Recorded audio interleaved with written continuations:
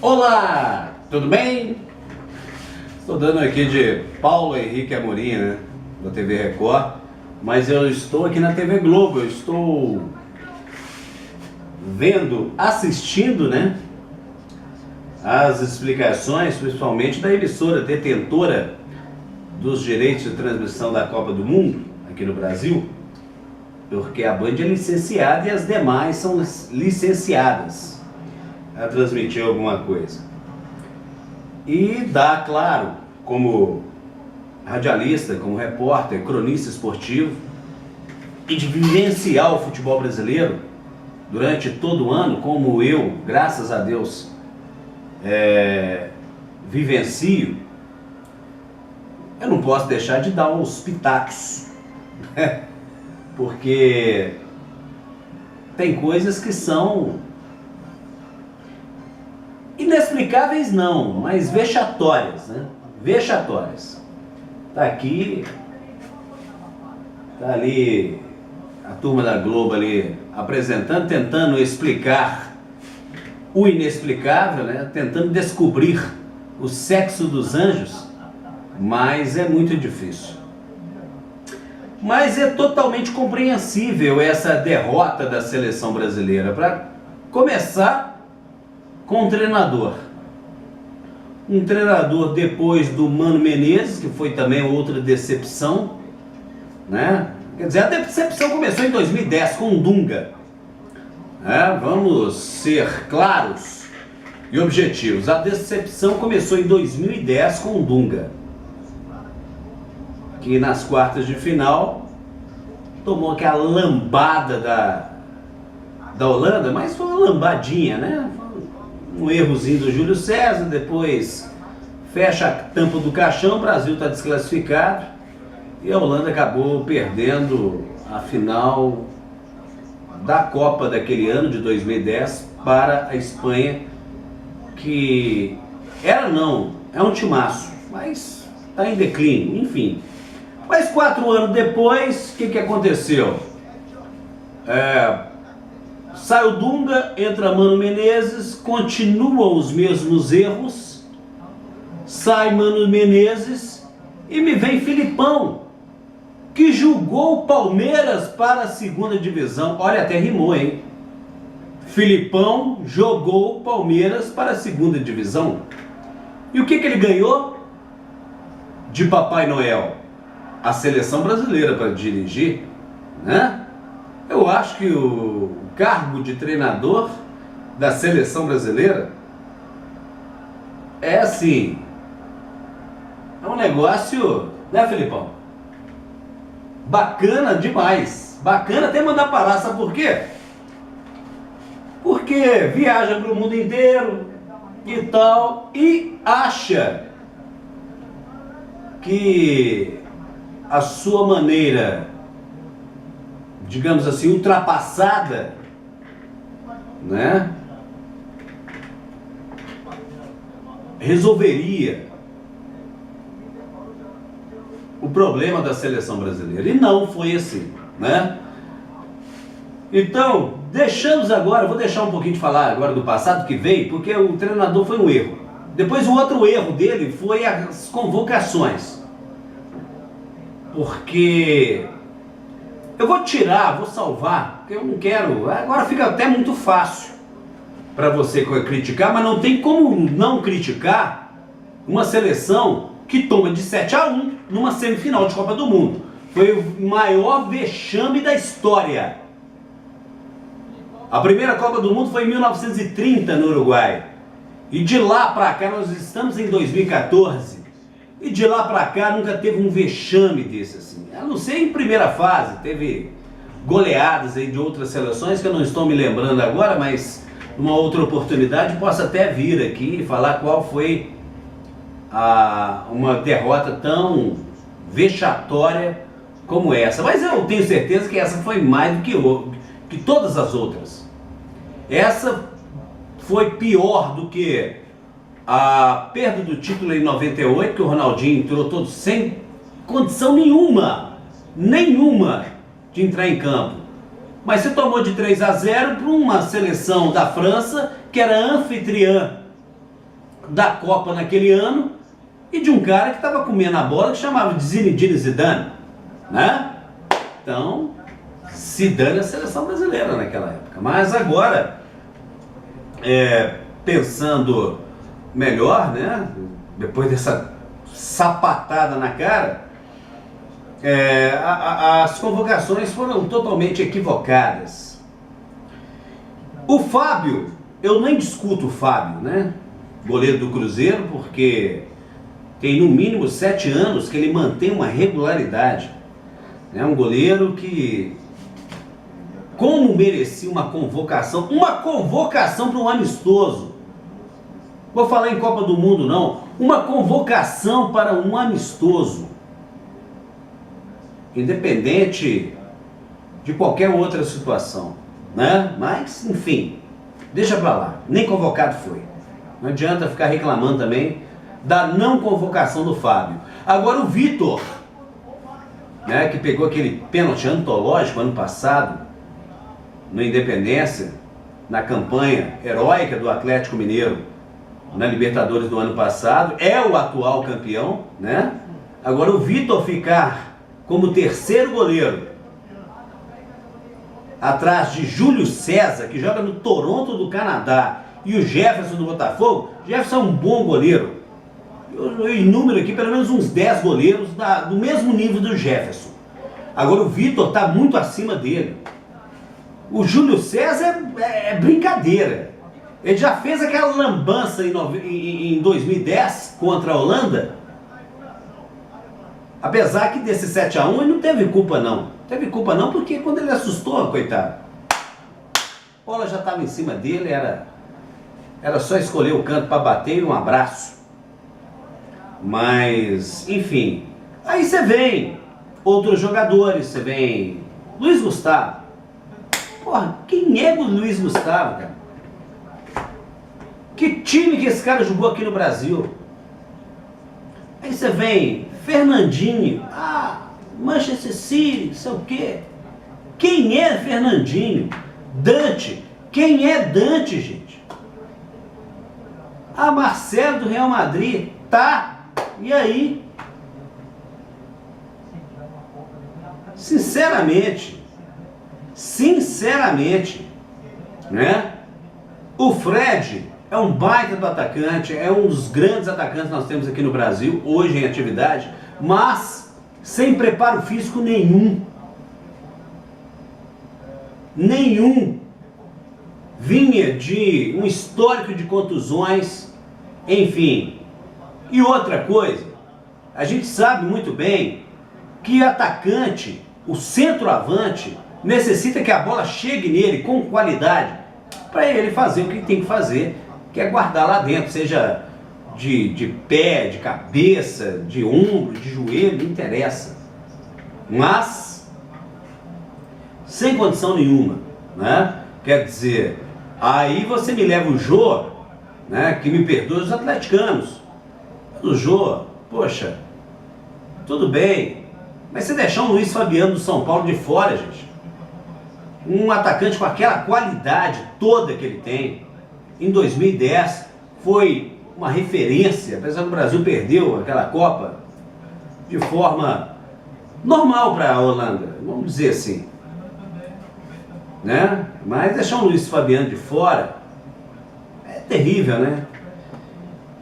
Então, o que eu gostaria de dizer é que essa derrota humilhante que nós sofremos aqui hoje, né? E dói um pouquinho, porque nós mineiros, né, tínhamos o maior orgulho, e Belo Horizonte foi a única cidade de todas as sedes que recebeu 2 jogos da seleção brasileira.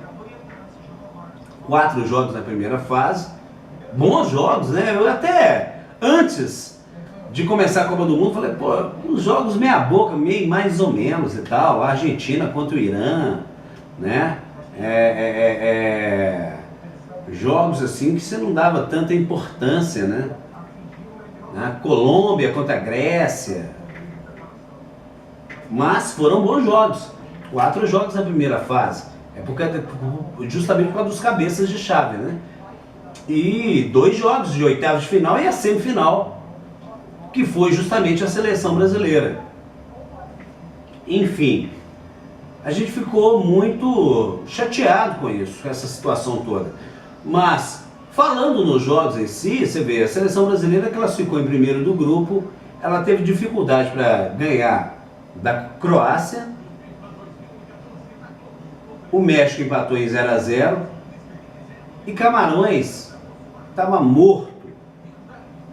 Eu já tinha tomado lambada de todo mundo. Quando jogou com a seleção brasileira, já estava desclassificada, em crise interna, a seleção camaronesa, né? E depois pegou o Chile, aqui nas oitavas do Mineirão, que foi, ó, a base da sorte. Eu não coloco sorte não, né? De uma infelicidade, um chute aos 12 minutos do segundo tempo da prorrogação, que se aquela bola tivesse batido a 2 centímetros abaixo na trave, no travessão, ela tinha entrado.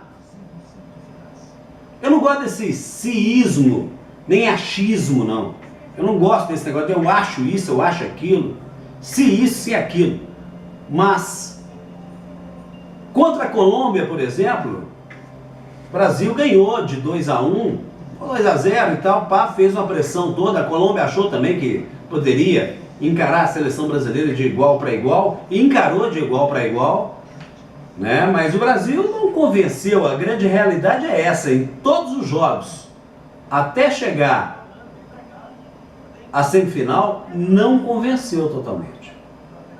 Foi assim, no bar do UFA, né? Classificamos. E aí nós pegamos a seleção da Alemanha, que joga 6 anos juntas, tem 6 jogadores de um dos maiores clubes do mundo, que sobra dentro do campeonato alemão, para ter uma ideia, né? Enfim, consistente em todos os setores. E perder para a Alemanha, gente, não é nenhum absurdo. Perder 2-0, até 3-0 é aceitável, porque o time da Alemanha é muito melhor que o nosso. Muito melhor que o nosso. Agora, se perder para a Alemanha de 7-1, numa semifinal de Copa do Mundo, é muita vergonha. Então, pode ser que... eu não acredito muito nisso não, mas como eu gostaria que fosse um divisor de águas. Como eu gostaria que, a partir de agora, repensasse o futebol brasileiro em todos os setores, começando pelo nosso campeonato brasileiro, começando também pelo nosso campeonato estadual, até quando isso, até que ponto isso é favorável aos clubes no Brasil. Não vejo tanto. Com todo respeito, a gente sabe que a gente tem equipes do interior, de Minas Gerais, tanto do Rio de Janeiro, de São Paulo, do Paraná, do Rio Grande do Sul, que nós temos o maior carinho do mundo por essas equipes, que formaram grandes craques, mas só que essas equipes não acompanham mais o futebol profissional como ele é hoje. Entendeu? Quando chega um campeonato estadual, por exemplo, o nosso aqui, vou falar da nossa realidade, entre Cruzeiro e Atlético e tal, o América está muito distante ainda de Cruzeiro e Atlético, e agora as demais equipes, é uma distância muito grande de preparação física, de estrutura, de tudo. Então nós temos que repensar até que ponto esse campeonato é benéfico para os clubes que disputam a primeira divisão, que obviamente deveriam reforçar a seleção brasileira, porque tem que acabar com esse conceito que quem joga lá fora que é bom. Eu já citei aqui os jogadores que estão na seleção brasileira que ninguém nunca ouviu falar, não tem identificação nenhuma com nenhum clube aqui no Brasil. Apesar, a não ser o Fred, que foi revelado pelo América, né? Revelado no América, depois teve a projeção no Cruzeiro, foi pro Paris Saint-Germain da França, né? Não, Paris Saint-Germain não foi pro Paris Saint-Germain, né? Foi para a França, Esqueci a equipe. Alguém lembrar aí pode comentar aí e tal, mas eu esqueci. E depois, quando voltou para o Brasil, foi para o Fluminense e tal, né? O Jô e o Vitor, mero espectador, infelizmente, quem tinha que estar com a camisa oficial não, defendendo o gol como titular da seleção brasileira, é o Vitor, seria o Vitor, né? Para grande parte dos brasileiros também, mas não foi, né? O Jô, né? É um bom atacante, só, nada de extraordinário no jogo. Então você põe aí 4 jogadores que disputam, né, os campeonatos nacionais e o resto de fora sem identificação nenhuma com a seleção. Então, enfim, muito triste, gente, muito triste. Eu acho que a minha esperança é que reinventem o futebol, que passam a tratar o futebol com mais seriedade da maneira que ele é tratado lá fora, né?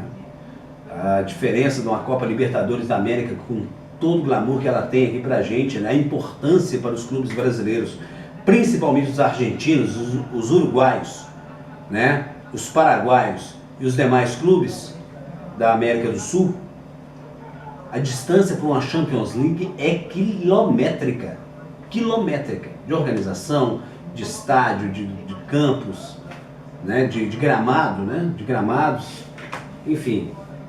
Mas fazer o quê? Mas como diz o grande filósofo, futebol é a coisa mais importante das menos importantes. Mas é um esporte que envolve muita emoção, né? Muita paixão, e acaba movimentando muito dinheiro por conta disso. Então, repense isso. Repense o futebol. Eu acho que aqui no Brasil, se a coisa fosse levada a sério, de verdade, com toda a estrutura de centro de treinamentos, igual o Cruzeiro tem, Atlético também tem, o América reformou o seu estádio, o Corinthians também ganhou um estádio novo, né? Que é a Arena Corinthians e tal, o Atlético Paranaense, o Beira-Rio, do Internacional, enfim, com seus centros de treinamentos e os demais clubes no Brasil, tem condição de montar uma seleção aqui, pegar um ou outro jogador lá fora. Não tenho nada contra jogador de fora, gente. Só sei que jogador, para jogar na seleção brasileira, primeiro, ele tem que ter qualidade, segundo, tem identificação com alguém aqui no Brasil, né? Com algum clube. Quem sabe assim, futebol brasileiro passa a ser, né, o melhor futebol do mundo, porque acabou essa história. O Brasil é o país do futebol. Como? Toma de 7 dentro de casa. O país do futebol para mim é a Alemanha. Passou igual um rolo compressor, uma betoneira para cima da seleção brasileira dentro do Mineirão, infelizmente. Mas isso pode ser positivo, a gente tem que aprender com os erros. Agora, quem não quiser aprender vai continuar na mesmice, ou seja, errar humano. Persistir no erro é burrice. Falou, Filipão?